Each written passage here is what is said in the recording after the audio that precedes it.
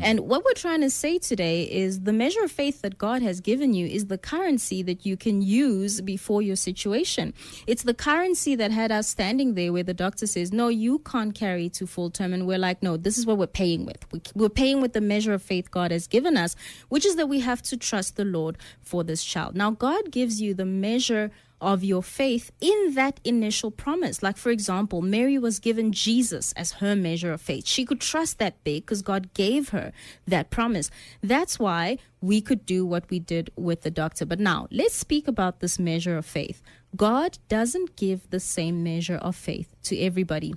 Whenever this is said, it almost sounds condescending, Danny, that someone has a high measure of faith and someone has a low measure of faith. I think we are too humanistic in how we think about spiritual things. It's not about how high or low someone's measure of faith is, but it's that it's different. We are talking this afternoon about conception and children. But what about people who have been given a measure of faith to parent people who they didn't necessarily carry in their womb? And this is not something we talk about a lot in the church or in the body. But when we look at Ruth and Naomi, for example, Naomi lost all her biological children, but she definitely parented Ruth. So we're going to go into a testimony when we come back of a woman who was initially trusting the Lord to carry a child of her own, but God gave her the measure of faith to be a mom to many. Man, just listening to Annette's testimony and where she had to walk and how different it is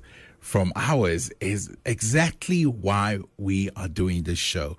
To say to everyone, there's going to be a time where there's a miraculous healing. There's going to be a time where there's medical intervention.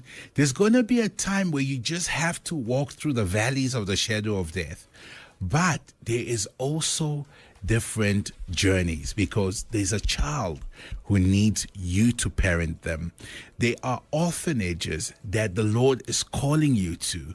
So yes, we will not all get what we want. And someone like Letitia, who never wanted children, was called to mother. Someone like Annette, who did not, or initially did not want children, but later wanted, but was called to mother a child that did not necessarily come from her womb. I don't think there's any more I want to add to that. Letitia, let me hand it off to you.